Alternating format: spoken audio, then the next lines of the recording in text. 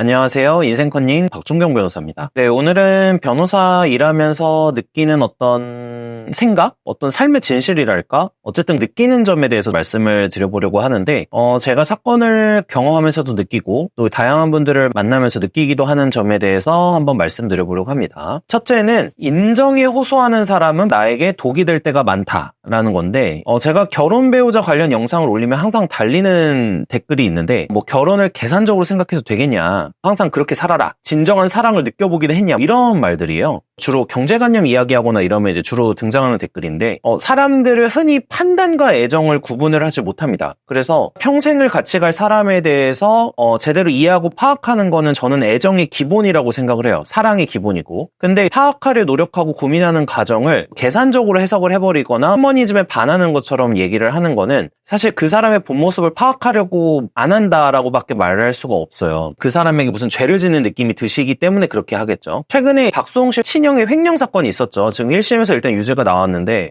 기사에서도 다뤘지만 박수홍 씨가 이렇게 인터뷰를 한 적이 있었습니다. 그러니까 친형을 의심하는 자체가 죄를 짓는 것 같았다라고 말이죠. 대부분의 분쟁은 바로 이 생각 때문에 발생을 합니다. 제대로 이해하고 이 사람과 평생 함께 가려고 하는 노력을 할 때 저는 사랑이 오래 지속될 수 있다고 생각을 하는데, 그러니까 이것과 마찬가지로 어떤 일을 하거나 사람을 만날 때, 특히 이제 어떤 부탁을 할 때 인정이나 감정에 호소하는 사람들이 있어요. 예를 들면 형이니까, 친구니까, 사람은 이래야 되니까 이런 거죠. 근데 보통 이렇게 인정에 호소하시는 분들이 셈이 흐려요. 이 사람에게는 다른 사람은 나에게 항상 따뜻하고 잘 대해줘야 된다는 인식이 있는 경우가 많고, 항상 사랑이나 우정 이야기를 참 많이 하지만 당연한 것이 돼버려요. 가령 예를 한번 들어보면요, 어떤 사람이 돈이 필요해서 돈을 막 빌리러 여기저기 다닙니다. 그런데 그 사람에게 어떤 사람이 빌려주지 않겠다라고 말을 했을 때 나오는 반응이 이런 거예요. 나는 니를 친구로 생각했는데 아니었나 보다. 실망이다. 이런 반응이 대본에 나오는 경우가 많고요. 또 내가 이렇게 어려운데 어떻게 안 도와줄 수 있냐, 이런 식의 대답이 나오기도 해요. 감정에 호소하는 사람들은 이성적 판단과 감정이 이렇게 섞여 있어요. 혼재되어 있어서 돈을 안 빌려주는 게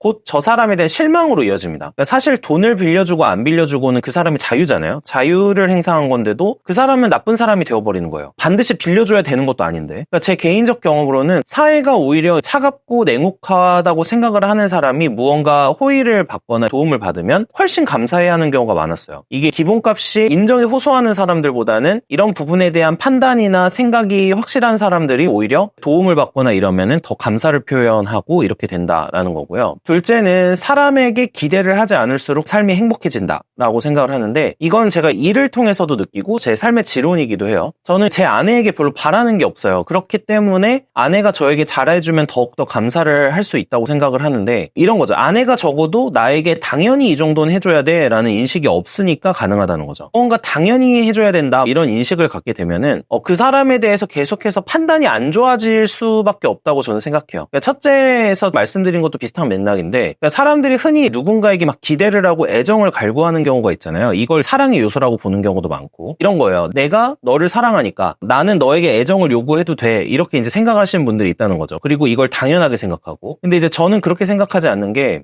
이 과정 자체가 본인의 행복도를 깎아먹는다는 거죠. 무조건 사랑을 하지 마라, 우정을 갖지 마라 이런 뜻이 아니라 상대방에게 기대값을 낮출수록 실망도 없고 오히려 행복도는 높아진다고 생각을 해요. 특히 인간관계에서. 그러니까 인간관계에서 누군가에게 특정 부분을 기대하고 이러는 거는 저는 행복도에는 별로 도움이 되지 않는 것 같고, 그러면 반대로 생각을 해보면 누군가가 나를 사랑하는데 나에게 바라는 게 없는 여자거나 또는 남자라면 최고의 배우자가 될 가능성이 높다라고 생각을 하고, 이게 진짜 사랑일지 모르겠다라고 생각을 합니다. 셋째는 주로 나를 불행하게 하는 거는, 불행의 원인은 사람이다라는 건데, 제일 대표적인 게 결혼이죠. 사실 제가 이혼소송 이런 얘기를 자주 드리지만, 또는 박수홍 씨의 예처럼 뭐 부모님이 될 수도 있고 형제일 수도 있어요. 가까운 친구일 때도 있고요. 그러니까 사실 나와 먼 사람은 천재지변의 상황, 무슨 뭐 벼락을 맞고 이런 상황이 아니라고 하면 사건이 발생할 일이 없습니다. 보통은 인터넷을 통해서 무슨 거래를 하거나 이런 경우는 조금 예외겠지만, 대부분의 큰 사건 있죠. 뭐 금전적으로 몇십만 원, 몇백만 원 정도 사건보다는 몇천만 원, 몇억의 사건은 대부분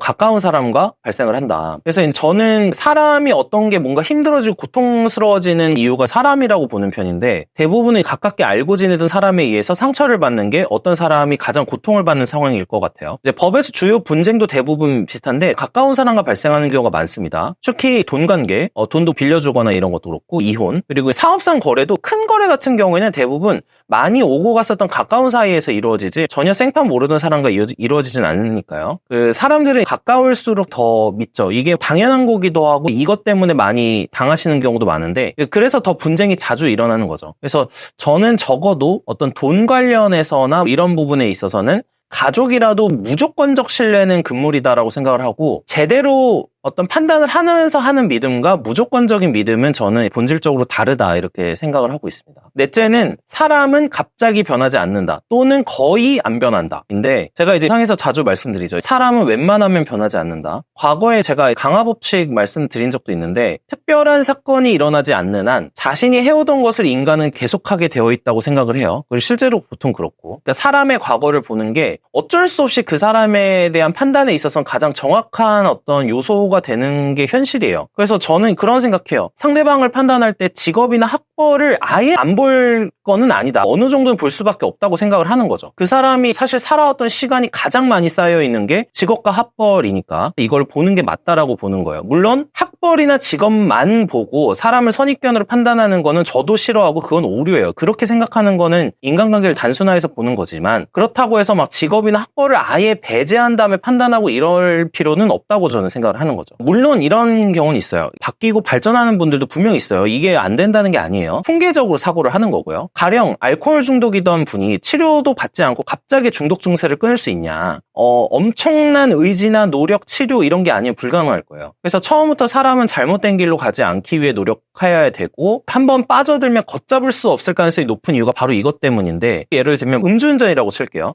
음주운전이 보통 재범률이 높은 문제로 불리거든요. 폭력전과 쪽도 그렇고 이게 대부분 음주운전도 그렇고 폭력전과도 그렇고 그 사람의 어떤 성격이나 성향이 들어가기 때문에 그런 부분이 있는데 한 번 걸렸을 때까지는 저는 개선의 여지가 있다고 봐요. 그런데 어떤 사람이 2번이나 계속해서 걸렸다라고 하면은 이게 반복될 가능성이 아주 높은 거죠. 그러니까 변화하기 어렵다라는 거는 그거를 계속해서 할 가능성이 높다는 거랑 똑같은 말이니까. 그러니까 음주운전도 이런데 오랜 시간 동안 자기가 해왔던 걸 하루아침에 바꾸는 게 가능하겠냐. 저는 아이 육아의 관점에서도 보면은 3살 버릇이 어딘간다라는 말이 있죠. 그래서 가장 어릴 때부터 기본적인 습관과 어떤 행동 패턴을 잡아줘야 된다고 보는 입장이에요. 심지어는 제가 관련 다큐랑 논문도 봤는데 태아일 때부터 프로그래밍이 된다 이런 얘기도 있더라고요. 어떤 사람이든 그 사람이 해왔고 계속해서 시간을 많이 쏟았던 부분에 대해서는 거의 변하기가 어렵다라고 저는 생각을 하고 스탑널커 제가 말씀드린 적도 있는데 이게 남자든 여자든 배우자를 찾을 때 그 사람이 과거에 꾸준히 해왔던 걸 주로 보려는 노력을 하면은 저는 그 사람을 파악하는 데 도움이 된다 이렇게 생각을 하고 있습니다. 마지막 5째, 사람 보는 눈은 엄청난 재능이다. 그리고 행복의 근원이다. 라는 건데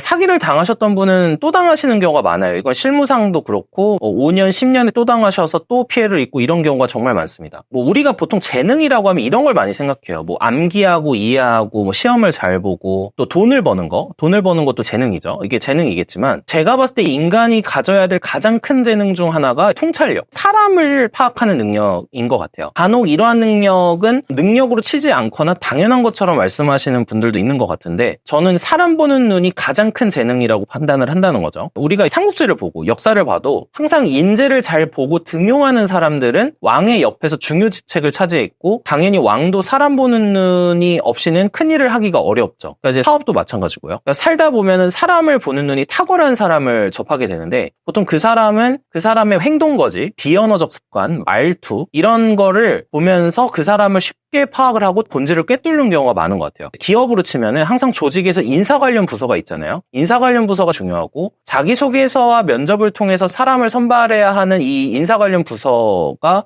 맞는 사람들이 있다는 거죠. 그러니까 사실 소송을 하다 보면은 발생하는 문제들의 대부분은 상대방에 대해서 제대로 파악하지 못해서 발생하는 거예요. 사기꾼도 그렇고 아까 제가 초반에 말씀드렸던 주변 사람에 의해서 피해가 발생하는 것도 결국에는 이 이유인 거죠. 법적 분쟁 없이 되게 평탄하고 조용하고 행복한 삶을 사시는 분들은 사람에 대해 조심하는 게 굉장히 습관화돼 있고 사람을 적으로 돌리지 않는 거가 습관이 돼 있어요. 이게 왜 가능하냐면 사람을 적으로 돌리지 않으려면은 그 사람에게 뭔가 불편한 이러한 부분이나 이런 부분을 빨리 파악을 하고 사람을 보는 눈이 있기 때문에 저는 가능하다고 생각을 하거든요. 그래서 사람에 대해 항상 조심하고 사람에 대해 잘 파악하는 분들이 분쟁이 적고 그리고 조직에서나 이런 트러블이 없이 계속해서 잘 올라가시는 분들이 많았다라고 저는 생각을 한다는 거죠. 그래서 이런 분들은 이렇게 말씀드릴 수 있죠. 분쟁을 사전에 예방하실 수 있는 분들이다. 제가 생각하기에 인생에서 가장 핵심적인 재능이라고 할까? 이런 부분은 사람을 보는 눈에 있다라고 저는 생각을 하고 있습니다. 혹시 느끼는 인생에서의 지질 같은 게 있으신 분들은 또 댓글로도 남겨주시면은 다른 분들과 또 좋은 이야기가 가능할 거라고 생각이 듭니다. 시청해주셔서 감사합니다.